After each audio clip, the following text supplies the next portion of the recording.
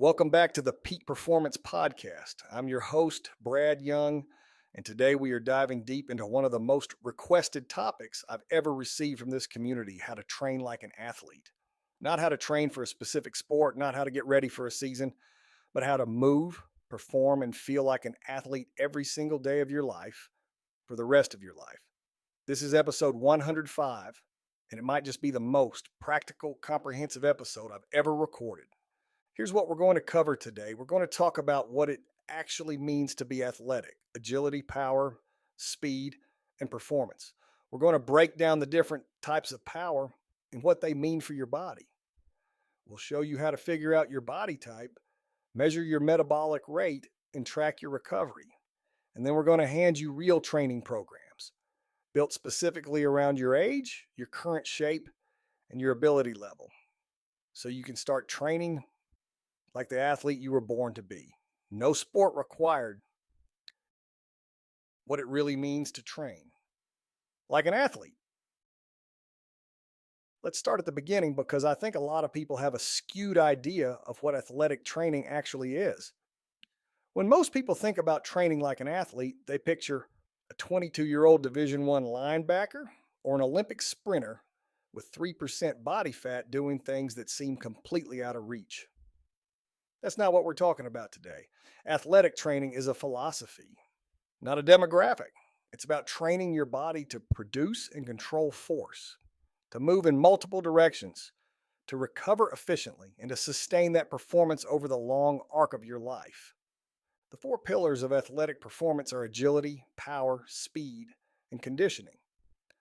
Agility is your ability to change direction rapidly and under control. It's the quality that keeps you from rolling an ankle when you step off a curb, or lets you pivot quickly when you're playing with your kids. Power is your ability to produce force explosively. It's what gets you off the ground, out of a chair, and ahead of the competition. Speed is how fast you can move your body through space, and it declines faster than almost any other physical quality as we age, which is exactly why we have to train it intentionally. And conditioning is the engine that powers everything else: your cardiovascular system, your muscular endurance, and your ability to recover between efforts. These four qualities don't belong exclusively to professional athletes. They belong to every human being who wants to live a full, capable, and energized life. A 55-year-old who can still cut laterally, jump, sprint, and recover quickly is not just fit, they're functionally young, and that's the goal of everything we build today. Agility: control your body through rapid direction, changes, and reactive movement patterns. Power: generate explosive force from your muscles in short bursts of maximum effort. Speed: move your body efficiently and fast, the quality that ages fastest without training. Conditioning: the engine behind everything, work cardiovascular capacity and recovery between efforts. Know your body type, the starting point for everything. Before you can follow any training program intelligently, you need to know who you are physically.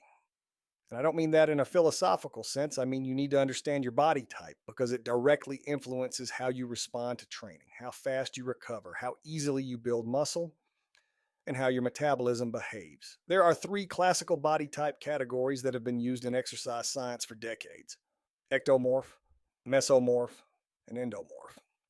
These aren't boxes that lock you in forever, but they're useful starting points. The ectomorph: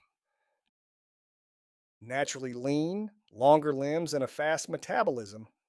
Ectomorphs tend to struggle to put on muscle mass and can often undereat without realizing it. For athletic training, this body type needs higher training volume for power development and must prioritize caloric intake to fuel explosive work. If you're an ectomorph, your conditioning work should be moderate, not excessive. Your metabolism is already running hot.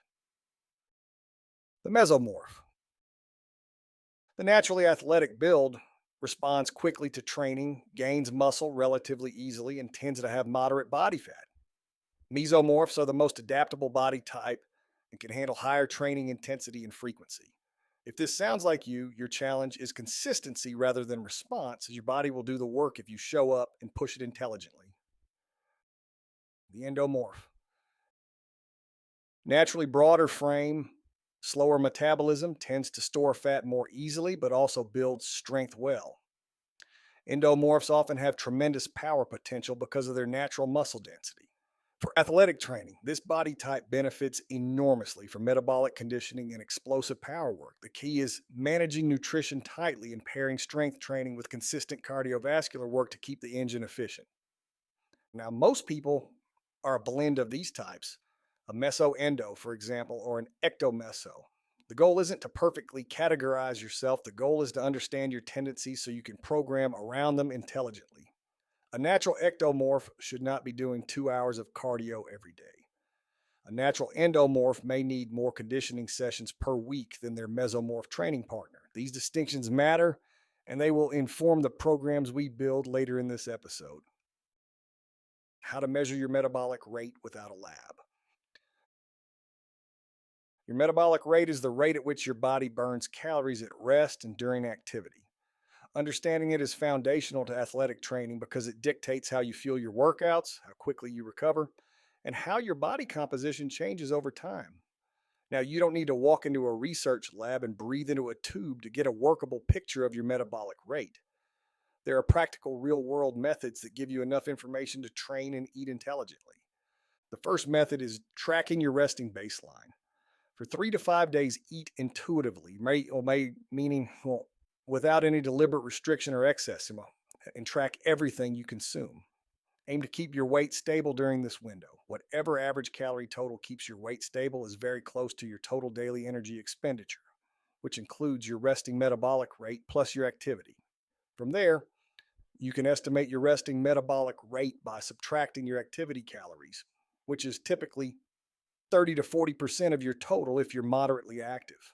The second method uses the Mifflin-Seat-Gior formula, which is widely considered the most accurate of the standard metabolic rate equations.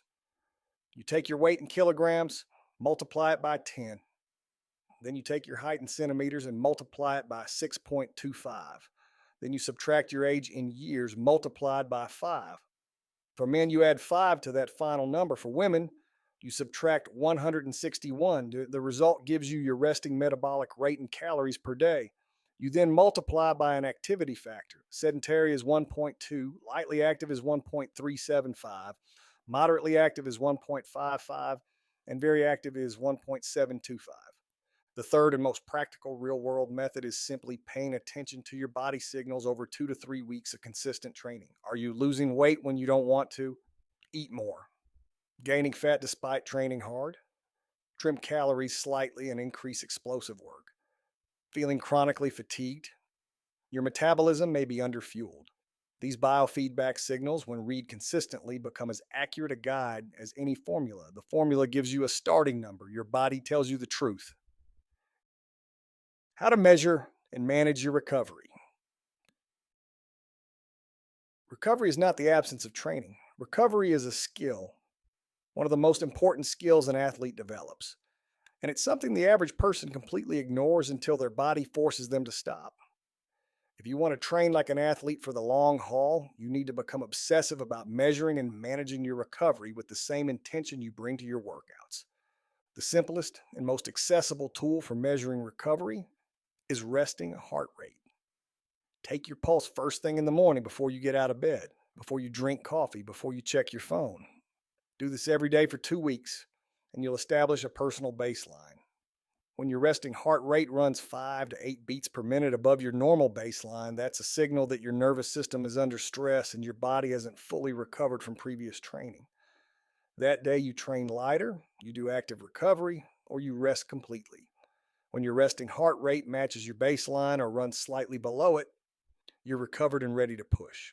The second marker is sleep quality. Athletes know that deep, uninterrupted sleep is where the majority of physical adaptation happens. Growth hormone surges, muscle tissue repairs, and the nervous system resets. You don't need a sleep tracking device to assess this, though one can help. Ask yourself honestly each morning, did I fall asleep within 20 minutes? Did I wake up multiple times? Do I feel mentally sharp and physically rested? If the answer to that last question is consistently no, your training will stall regardless of how perfect your program looks on paper. Resting heart rate. Check daily before rising. 5 or more beats above baseline means your body is signaling stress. Adjust training intensity accordingly and treat this number as your most reliable daily recovery readout. Sleep quality. Aim for 7 to 9 hours with minimal interruptions. Deep sleep is where physical adaptation happens. Without it, no training program will produce its intended results. Grip strength and mood. Two underrated recovery markers. A weak grip in the morning and a low, irritable mood are both signs of central nervous system fatigue, your body's way of telling you to ease off before injury forces you to stop completely. Hunger and appetite. Chronically suppressed appetite during heavy training phases signals overreaching. Conversely, ravenous hunger that doesn't resolve with normal eating means your recovery nutrition needs a serious upgrade. The third marker that I want you to start paying attention to is something performance coaches call subjective readiness. On a scale of 1 to 10, how do you feel today? This sounds too simple to matter, and yet research consistently shows that self reported readiness scores correlate remarkably well with actual performance output. An athlete who wakes up and rates themselves a 4 out of 10 will, on average, perform significantly worse in high intensity training than an athlete who rates themselves an 8. Trust that number. Adjust your training accordingly. The most athletic thing you can do is know when to hold back so you can come back stronger. Chapter 1. The types of athletic power. A deep dive. Power is the most athletically specific quality we're going to discuss today, and it's also the most misunderstood. Most people think power is about being strong. Strength is a component of power, but power is actually the ability to express that strength quickly. It's force times velocity. A person who can squat 400 pounds but needs 3 seconds to stand up is strong. An athlete who can jump 36 inches off the ground is powerful. The distinction matters enormously when you're building a training program meant to improve your quality of life and your physical capabilities. There are several distinct types of power, and understanding them allows you to train each one deliberately rather than hoping your workouts hit everything by accident. Let's walk through each one. Starting power. This is the ability to generate force from a dead stop with zero momentum behind you. Think of a sprinter's first 3 steps out of the blocks or the explosive rise from the bottom of a squat. Starting power is trained through dead start movements. Deadlifts from the floor, box jumps from a standing position, and explosive push ups where your chest fully contacts the ground before each rep.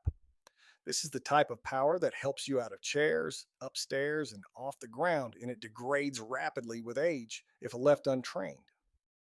Reactive power. Also called elastic power, this is your body's ability to absorb force and immediately redirect it in the opposite direction. It relies on the stretch chiron, shortening cycle of your muscles and tendons, the spring-like quality of your connective tissue. Depth jumps, bound-in drills, and plyometric push-ups develop reactive power. This quality is critical for joint health and injury prevention because it trains your tendons and muscles to absorb impact efficiently rather than transferring that shock directly to your joints. Sustained power. This is the ability to maintain high power output over multiple repetitions or an extended effort. Think of a rower's 20-stroke sprint, or the ability to repeat explosive movements without significant drop off in performance. Sustained power is developed through circuit style power training, kettlebell complexes, and repeated sprint work with incomplete rest. It bridges the gap between pure power and conditioning, and it's one of the most functional athletic qualities for everyday life. Rotational power. Often the most neglected type in conventional gym training, rotational power is your ability to generate force through the transverse plane, rotating your trunk and transferring that energy through your extremities. It shows up in throwing, swinging, changing direction quickly, and even in the simple act of twisting to reach something in your back seat. Medicine ball, rotational throws, cable wood chops, and rotational plyometric drills are the primary tools for developing this quality. Speed of the quality that ages first. Here's a truth that most fitness programs completely ignore. Speed is the first athletic quality to decline as you age. And it's the one that most people stop training the moment they leave organized sports. This creates a dangerous feedback loop. You stop sprinting because you feel slow. You feel slow because you stop sprinting. Your nervous system loses its ability to fire fast twitch muscle fibers efficiently. Your tendons lose their elasticity. And before long, moving quickly feels foreign and even scary. This is why so many older adults are at high risk for falls, not because they lost strength, but because they lost the ability to react and move fast. Speed training for the average person isn't about becoming the fastest human on the block. It's about preserving and developing your nervous system's capacity to recruit fast twitch muscle fibers, maintaining the elasticity of your tendons, and keeping your movement pattern sharp and reactive. You don't have to run at maximum velocity to develop speed, although if you can, you should. There are several methods that develop speed qualities without requiring a track or exceptional fitness. Acceleration drills. Short sprints of 10 to 20 yards from a standing start, focusing on explosive first step quickness and forward lean.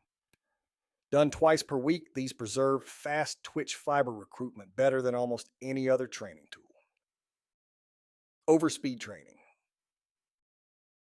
Running downhill at a slight grade of 2 to 3% or using a resistance band assist teaches your legs to move faster than they normally would. This recalibrates your nervous system ceiling for movement speed. Fast twitch activation. Jump rope at maximum speed, rapid fire skater bounds, and medicine ball slams all force your nervous system to recruit and fire muscle fibers at high velocity, preserving the neural pathways that make fast movement possible. One crucial thing to understand about speed training: it requires full recovery between efforts. You cannot develop true speed while fatigued. When you train speed, you do it fresh. Early in your session, after a thorough warm up with complete rest between reps, 10 seconds of maximum effort sprinting requires 60 to 90 seconds of rest before the next rep. This is not laziness. This is the science of the phosphocreatine energy system. And respecting it is what separates intelligent athletes from people who just work hard and wonder why they're not improving. Agility, the most undervalued athletic quality. Agility is speed with a direction change. And it's also the quality that has the most direct relationship with your quality of life. As you age, the ability to change direction quickly and under control is what prevents falls, protects your knees and ankles on uneven terrain, and gives you the confidence to move through the world without feeling like your body might betray you at any moment. Agility training is also some of the most enjoyable and engaging work you can do because it requires your brain to be as involved as your body. True agility has two components: pre planned agility, where you know the direction change is coming, and reactive agility, where you respond to an unexpected stimulus. Both are important. Pre planned agility is trained with ladder drills, cone patterns, and programmed direction changes. Reactive agility is trained by responding to external cues, a partner's signal, a bouncing ball, or a light based training system. Reactive agility is the more transferable skill because real life never announces itself in advance. Ladder drills. Agility ladders develop foot speed, coordination, and body awareness. 2 in 2 out patterns, lateral shuffles, and single leg bounds through the ladder are all excellent starting points for athletes at any level. You don't need a physical ladder; tape or chalk marks work just as well. Cone patterns. The 5-10-5 shuttle, the T drill, and the Pro Agility test are all classic agility patterns that develop your ability to decelerate, plant, and redirect. They also build the hip strength and ankle stability that protects your joints during any sudden movement. Reactive drills. Partner-based drills where you mirror movement, respond to hand signals, or chase and evade a training partner. These develop true reactive agility and are far more transferable to real life physical demands than any pre planned pattern. Single leg stability work, single leg balance, single leg hops with controlled landings, and lateral bounds all build the foundational joint stability required to execute agility movements safely. Without this base, speed drills become injury risks rather than performance tools. Chapter 2: Building your athlete profile. Assess before you train. Before we hand you a training program, we need to talk about how to honestly assess where you're starting from. This is the step that 90% of people skip, and it's the reason 90% of people end up frustrated, injured, or stuck at the same fitness level for years. You cannot intelligently build a training program for a body you don't understand. And I don't mean you need a sports science degree or a team of coaches. I mean, you need to spend about 30 minutes honestly evaluating four things: your mobility, your current strength baseline, your cardiovascular capacity, and your movement coordination. Here's a simple self assessment protocol that you can do at home with no equipment. Go through each test, note how you perform, and use the results to identify which of our three programs best fits your current reality. Mobility screen. Can you perform a deep body weight squat with your heels flat on the floor and your torso upright? Can you reach both arms overhead without your lower back arching? Can you touch your toes without bending your knees? Passing two of three puts you in the adequate mobility category. Failing two of three means mobility work needs to be a daily priority in your program. Strength baseline. How many full range push ups can you perform with a straight body line before form breaks? How many body weight squats in 60 seconds? Can you hold a plank for 60 seconds? These three markers give you a basic picture of your functional strength. Under 10 push ups, under 30 squats, and under 45-second plank means you're in our beginner program. Middle numbers suggest intermediate. Strong numbers across all three put you in advanced. Cardiovascular test. Walk or jog for 12 minutes and note the distance covered. Under 1 mile means you begin with a cardiovascular base building phase. 1 to 1.3 miles puts you at moderate fitness. Over 1.3 miles and you're ready for interval and conditioning work from day one. Coordination check. Stand on one foot with your eyes closed for 30 seconds. Attempt 10 consecutive jump rope turns. Try 3 lateral bounds in each direction and note whether your landings feel controlled or wobbly. Coordination is often the most overlooked pillar, and for anyone over 40, it's arguably the most important one to train. Program 1: The Foundation Athlete, beginner level. This program is for you if you're new to structured athletic training, currently sedentary or only lightly active over 50, and returning to exercise after a significant break, or if your self assessment revealed multiple mobility limitations or a cardiovascular baseline below 1 mile in 12 minutes. The Foundation Athlete program runs for 12 weeks and is built on 4 training days per week. There are no barbells required. The entire program can be performed in your backyard, a park, or a basic gym. The philosophy behind this program is simple: build the physical qualities that every other athletic program depends on. You cannot train power if you can't control your body weight. You cannot train speed if your joints don't have the stability to handle impact. You cannot train agility if your cardiovascular system runs out of gas after 60 seconds. The Foundation program solves all of these prerequisite problems first so that everything built on top of it is solid. Day 1: Movement quality and strength. Warm up 10 minutes of walking with arm swings, hip circles, and body weight lunges. Main work: 3 sets of body weight squats, 3 sets of incline push ups, 3 sets of hip hinges, and a 60-second plank hold. Cool down: 5 minutes of static stretching for hips, hamstrings, and shoulders. Total time: 45 minutes. Day 2: Cardiovascular base and coordination. 20 to 30 minutes of brisk walking or light jogging at a pace where you can hold a conversation but feel slightly challenged. Follow with 10 minutes of coordination work: single leg balance holds, slow lateral shuffles, and basic jump rope or lateral step patterns. Total time: 40 minutes. Day 3: Active recovery and mobility, 15 minutes of gentle movement, walking, light cycling, or swimming, 20 minutes of deliberate mobility work targeting the hips, thoracic spine, and ankles. This day is not optional, it's where adaptation happens. Skip it, and the program produces half the results. Day 4, Introduction to Athletic Movement. Low intensity introduction to athletic patterns. Cone shuffles at 50% effort, broad jumps with full landing control, lateral bounding with a 2-second pause at each landing, and medicine ball wall throws. 3 sets of each with full rest between. This day plants the seed for the power and speed work that comes in the next phase. For nutrition, foundation athletes should aim to eat enough to support their training, which is more food than most beginners expect. Prioritize protein at each meal. Eat plenty of vegetables and complex carbohydrates around your training days and keep processed food to a minimum. Hydration is non negotiable. At least 2 to 3 liters of water per day, more on training days. Sleep 7 to 9 hours per night. This is where you build your fitness, not in the gym. Program 2, the Performance Athlete, intermediate level.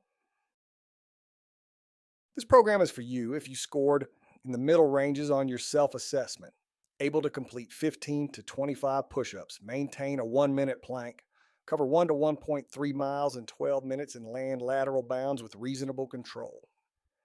Maybe you've been training consistently for 6 months to 2 years, or you played sports in your youth and are returning to serious training.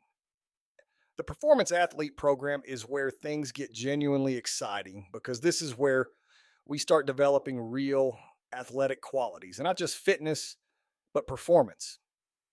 This program runs on 5 training days per week over 16 weeks. The training days are organized around specific physical qualities, meaning each day has a primary focus rather than being a random mix of exercises. This approach, borrowed directly from elite athletic development programs, is called concurrent periodization. You're developing multiple qualities simultaneously, but with deliberate emphasis on one quality per session. Day 1, power development. Box jumps, medicine ball slams, broad jumps, and loaded hip hinges. All explosive, all done fresh, all with complete rest.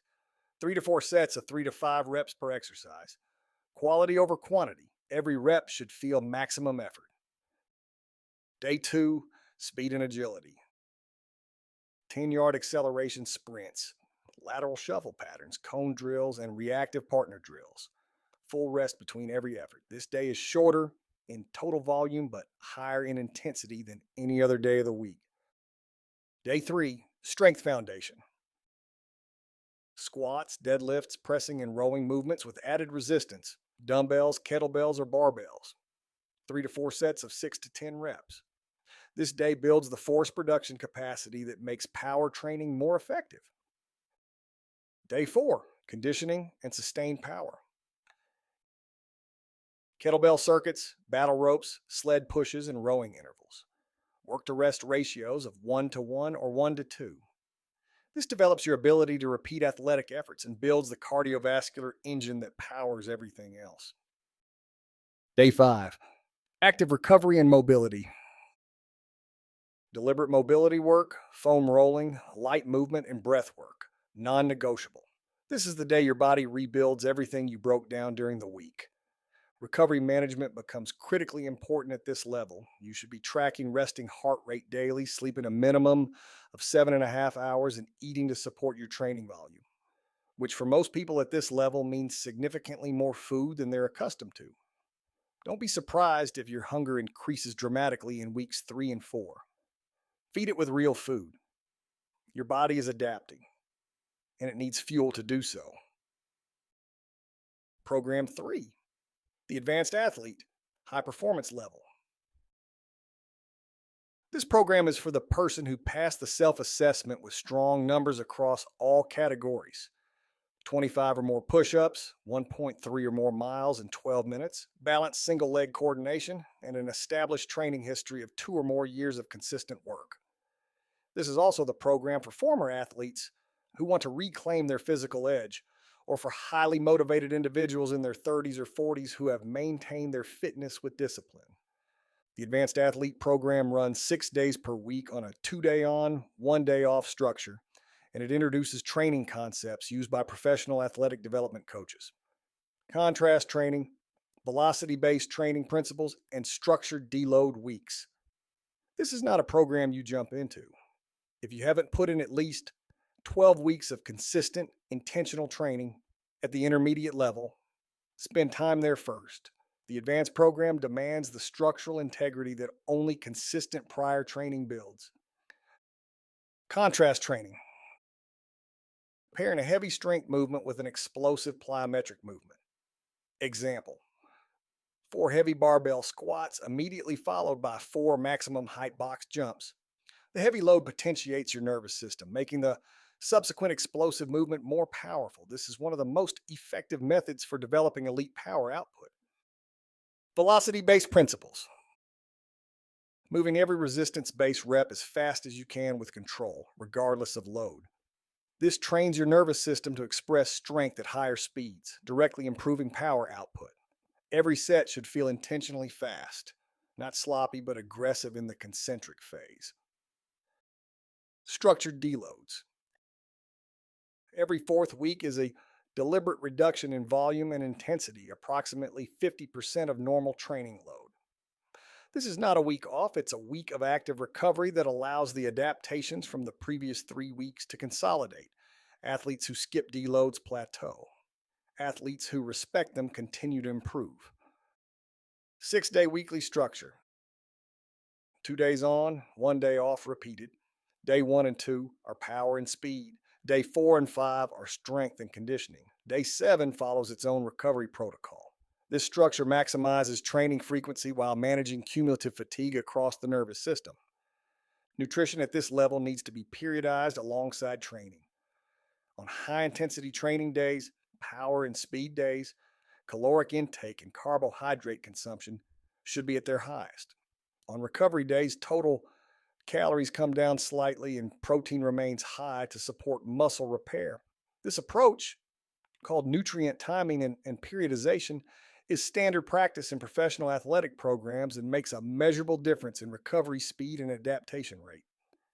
Chapter 3: Training by age. What changes and what doesn't? Here's the most important thing I want you to hear in this entire episode. The qualities of athletic performance, power, speed, agility, and conditioning, are trainable at every age. What changes as we age is not our capacity to improve, but the conditions under which we improve. Recovery takes longer. Volume needs to be managed more carefully. Warm up and cool down become genuinely important rather than optional. But the adaptation mechanism, the physiological processes that make your muscles stronger, your tendons more elastic, and your cardiovascular system more efficient, remain available to you at 60, 70, and beyond. That said, training intelligently means accounting for the real physiological changes that come with age. Let me walk you through how to adjust your approach across the major life decades. In your 20s, your body's recovery capacity is at its peak. You can train with high frequency and volume and bounce back quickly. This is the decade to build your athletic foundation and push your physical ceiling as high as possible. The habits and physical qualities you build in your 20s create the baseline you'll maintain and work from for the rest of your life. Don't waste this window on nothing but aesthetics. Build real athletic qualities now in your 30s. Recovery begins to require slightly more attention. Testosterone and growth hormone levels start a gradual decline. This is when many people first notice that they can't train the same way they did at 22 and feel the same the next day. The response is not to train less, it's to train smarter. Prioritize sleep, manage volume carefully, and don't skip mobility work. Power and speed training remain fully accessible and critically important. In your 40s, this is the decade where deliberate training makes the biggest visible difference in your quality of life. Without consistent power and speed work, fast twitch muscle fiber loss accelerates noticeably. With it, most people in their 40s can outperform untrained individuals a decade younger. Warm up time should increase to 15 to 20 minutes. Training days should include at least one full recovery day between high intensity sessions.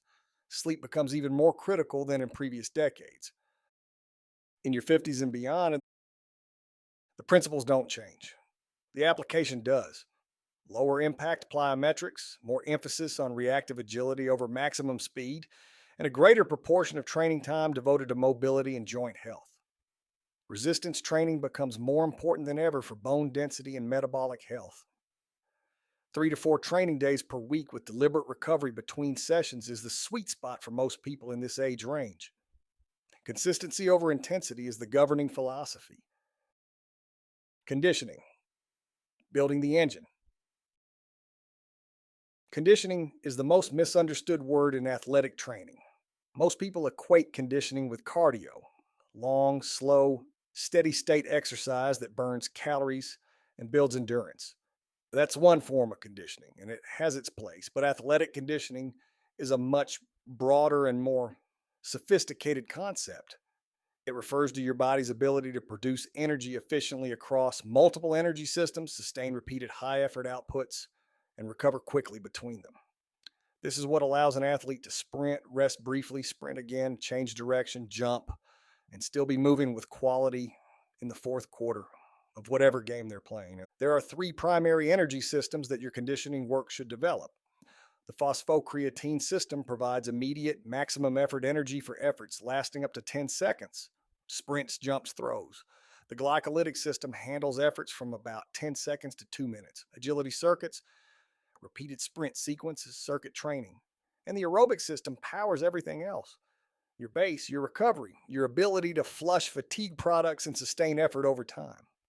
Elite athletic conditioning develops all 3, and it does so through deliberate work to rest ratios rather than simply going until you're tired. Phosphocreatine work. Maximum effort efforts lasting 5 to 10 seconds with 1 to 2 minutes of complete rest. Sprints, explosive jumps, and heavy power movements cannot be rushed or compressed. Glycolytic work. Moderate to high intensity efforts lasting 30 to 90 seconds with equal or slightly longer rest. Kettlebell circuits, sprint intervals, and agility sequences. This system is where most athletic conditioning programs live. Aerobic base work. Sustained effort at 60 to 75% of maximum heart rate for 20 to 60 minutes. This is the foundation that makes everything else possible. It improves recovery, supports hormonal health, and builds cardiovascular resilience. The biggest mistake people make with conditioning is doing too much of one type and none of the others. Pure runners have great aerobic bases, but poor phosphocreatine capacity and often suffer from power and speed losses. Pure strength athletes have strong glycolytic capacity during lifts, but poor aerobic recovery. The programs we've laid out today deliberately balance all 3 systems in proportions appropriate to each fitness level so that over time, you become comprehensively conditioned rather than just good at one energy pathway. The warm up and cool down, your most important training minutes. I want to spend a moment on something that most podcast episodes and training guides gloss over because I think it's genuinely one of the highest leverage things you can do to improve your athletic performance and protect your body over the long term. Your warm up and cool down are not formalities. They are not the boring bookends around your real workout. They are training. And if you approach them with the same intention you bring to your sets and sprints, they will dramatically improve both your performance and your recovery. A proper athletic warm up has 3 phases. The first phase is elevating core temperature. Light movement that gets blood moving into your muscles. 5 to 8 minutes of easy jogging, cycling, or jumping jacks accomplishes this. The second phase is mobility and movement prep. Dynamic stretching, hip openers, shoulder circles, leg swings, and trunk rotations that take your joints through their full range of motion in a controlled, moving fashion. This is very different from static stretching, which should not be done before training because it temporarily reduces power output. The third phase is nervous system activation. Movement patterns that mirror what you're about to do, done at increasing intensity. If you're about to sprint, your warm up ends with build up runs. If you're about to do power work, it ends with sub maximal jumps or throws. Phase one, temperature elevation, 5 to 8 minutes of easy rhythmic movement. This is the foundation. You cannot skip it without risking injury and compromising performance in every subsequent phase. Phase two, mobility and movement prep. 8 to 12 minutes of dynamic movement through your full range of motion, hip circles, leg swings, walking lunges with rotation, arm circles, and spinal waves. Never static, always moving. Phase three, nervous system activation. 5 to 8 minutes of sport specific movement at building intensity. Skips, bounds, build up sprints, or sub maximal throws and jumps. Your body should feel completely ready before your first working set begins.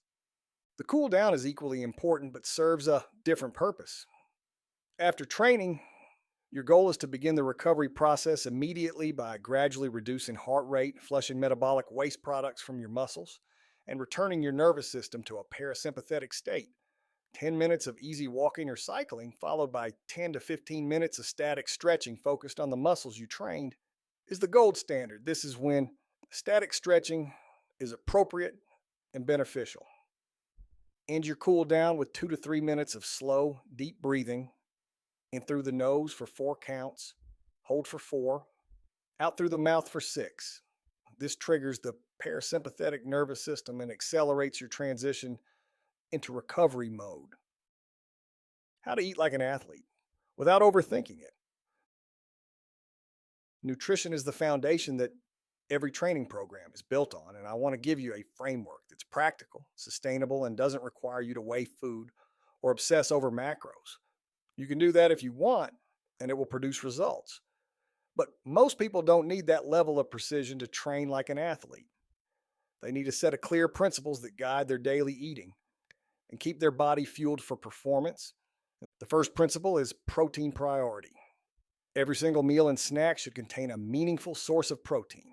For athletic performance and muscle repair, aim for at minimum 0.8 of a gram of protein per pound of body weight daily. For most people training at the intermediate or advanced level, 1 gram per pound is a reasonable and effective target. Sources include eggs, chicken, fish, beef, Greek yogurt, cottage cheese, legumes, and quality protein supplements if needed to hit your numbers.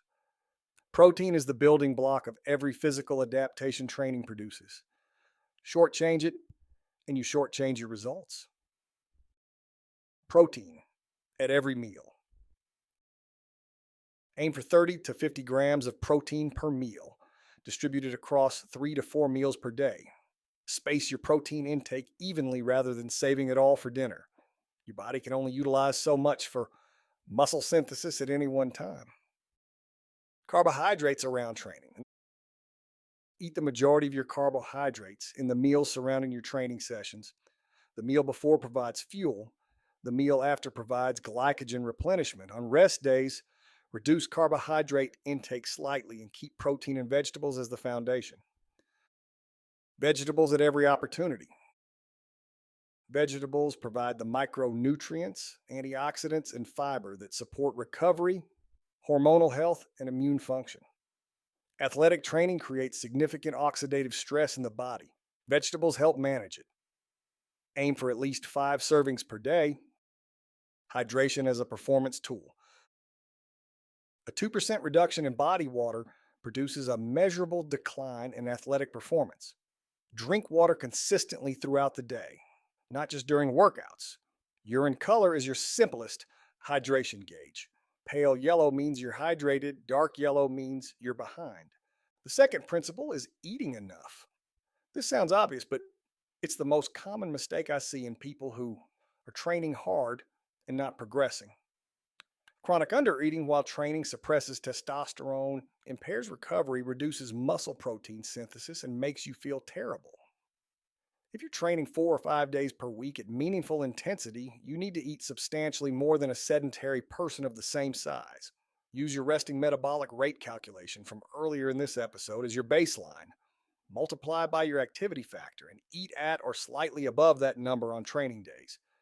You can eat at a modest deficit on rest days if body composition is a goal, but never dramatically restrict calories in the same week you're doing high intensity training.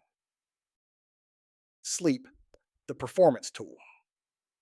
You're probably misusing. If you only take one thing from this episode and apply it starting tonight, I want it to be this: sleep is the single most powerful performance enhancer available to you, and it's completely free. Not a supplement, not a training method, not a piece of equipment. Sleep. The science on this is extraordinary and consistent. Athletes who sleep 8 to 9 hours per night have faster reaction times, higher testosterone levels, lower cortisol, better insulin sensitivity, greater muscle protein synthesis rates, improved cardiovascular efficiency, and significantly lower injury rates than athletes who average 6 hours or less. The problem is that most of us treat sleep as whatever time is left over after everything else is done. We stay up too late, wake up too early, and rationalize that we'll sleep when we're dead, which at that rate might be sooner than planned. I'm not trying to be dramatic, but I am trying to be direct. If you are serious about performing and feeling like an athlete, sleep must be non negotiable. Build your schedule around your sleep requirement, not the other way around. Set a consistent sleep schedule. Go to bed and wake up at the same time every day, including weekends. Your circadian rhythm is a biological clock. Consistency synchronizes it, and a synchronized clock dramatically improves sleep quality even at the same total duration. Manage light exposure. Bright morning light exposure within 30 minutes of waking anchors your circadian rhythm and improves nighttime melatonin production. Minimize bright light, especially blue light from screens, in the 2 hours before bed. This single habit improves sleep quality more than most supplements. Keep your bedroom cool and dark. Core body temperature drops during sleep in a cool room around 65 to 68 degrees Fahrenheit facilitates this drop. Blackout curtains or a sleep mask eliminate light that disrupts melatonin production. These environmental factors matter more than most people realize. Avoid alcohol before bed. Alcohol may help you fall asleep, but it dramatically reduces the amount of deep and REM sleep you get. Even 1 or 2 drinks in the evening reduce sleep quality measurably. For athletes, this means impaired recovery, reduced growth hormone release, and lower next day performance, a serious trade off. The mental side of athletic performance. We've talked a lot about the physical side of training like an athlete, but I'd be leaving this episode incomplete if I didn't spend time on the mental dimension, because becoming an athlete is at least as much a psychological project as it is a physical one. The physical qualities of power, speed, agility, and conditioning are outputs. The inputs are discipline, intentionality, resilience, and the ability to embrace discomfort without letting it become an excuse to stop. The most consistent characteristic I've observed in people who successfully transform their bodies and their physical performance is not their genetics, not their program, and not even their diet. It's their relationship with difficulty. They've learned to reframe hard as good, to interpret the burning sensation in their legs not as a signal to stop, but as evidence that something meaningful is happening. This isn't toxic grind culture. It's a skill, the skill of staying present with discomfort long enough to adapt to it. The body achieves what the mind believes, not because of mysticism, but because your nervous system responds to the stories you tell it about what you're capable of.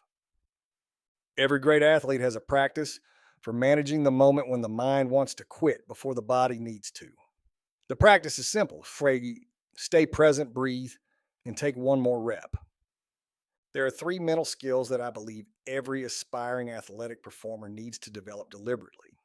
The first is process focus, the ability to stay fully present in the execution of each movement rather than thinking about the end result, the calorie count, or what you're going to eat afterward. Athletes train their attention the same way they train their legs. The second is tolerance of discomfort. Discomfort is the currency of adaptation. You cannot improve without it. Learning to sit with physical challenge without catastrophizing it is a skill that transfers to every area of your life. And the third is recovery mindset. The understanding that rest, sleep, and nutrition are not weakness or laziness, but active investments in your performance. The days you take care of your body outside the gym are as important as the days you push it inside the gym. Putting it all together, your 12-week athletic transformation plan. Everything we've covered today is designed to work together as an integrated system.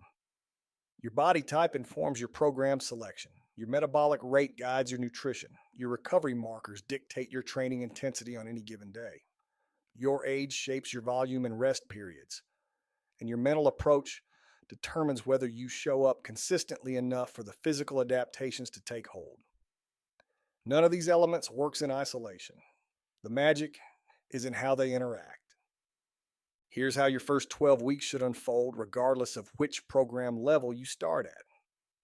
Weeks 1 through 3 are your foundation phase, establishing the habit of training, learning the movements, and building your baseline. Keep intensity moderate, focus on form, and track your recovery markers every single day. Weeks 4 through 6 are your building phase. Intensity increases, you begin introducing more athletic qualities like power and speed work appropriate to your level. And you should be seeing measurable improvements in your assessment metrics. Weeks 7 through 9 are your performance phase. This is where the program really starts to feel athletic. You're moving better, recovering faster, and performing at levels that might surprise you. Weeks 10 through 12 are your peak phase. The cumulative adaptation from the previous 9 weeks expresses itself most fully. This is also when you reassess your metrics and determine whether you're ready to move to the next program level. The most important rule of this entire program: miss no more than 1 scheduled session per week. Consistency is the variable that separates people who transform from people who dabble. 1 missed session is life. 2 missed sessions in a row is a pattern. Protect your consistency like the athletic asset it is, because it is the most valuable one you have. Episode 105. Closing. Go be the athlete. We've covered a tremendous amount of ground in this episode, and I want to close by bringing it back to the simple truth at the center of everything we discussed today. You are an athlete, not a former athlete, not a potential athlete. An athlete right now in the body you have, at the age you are. The only question is whether you choose to train like one. The programs, the principles, the nutrition guidance, the recovery protocols, none of them are complicated. They're not secret. They've been used by coaches and athletes for decades. What makes them powerful is not their sophistication, but your application of them. When you wake up tomorrow and do your warm up before your first session, when you go to bed 30 minutes earlier than usual tonight, when you eat a real meal with protein instead of grabbing whatever's convenient, when you take your resting heart rate tomorrow morning and actually adjust your training based on what it tells you, that's when the transformation begins. Not with a dramatic overhaul, with a series of deliberate, intelligent daily choices that compound over time into something extraordinary. I genuinely believe that athletic training for the qualities of power, speed, agility, and conditioning, is one of the most profound investments you can make in your life, not just in your health, but in your confidence, your energy, your longevity, and your sense of what's possible. The body that can sprint, jump, change direction, and sustain effort is a body that feels capable. And a person who feels physically capable carries that into every other corner of their life. This week's action steps: complete your self-assessment protocol, identify your body type, calculate your resting metabolic rate, choose your starting program, foundation, performance, or advanced. Schedule your 4 to 6 training days in your calendar right now before you do anything else. Begin tracking your resting heart rate every morning starting tomorrow. And this month's commitment: complete all 4 weeks of your chosen program without skipping more than 1 session total. Track your recovery markers weekly. Reassess your push-ups, plank, and 12-minute run at the end of week 4 and compare to your starting numbers. Share your results with the peak performance community. This year's vision: complete all 3 12-week program phases over the course of the year.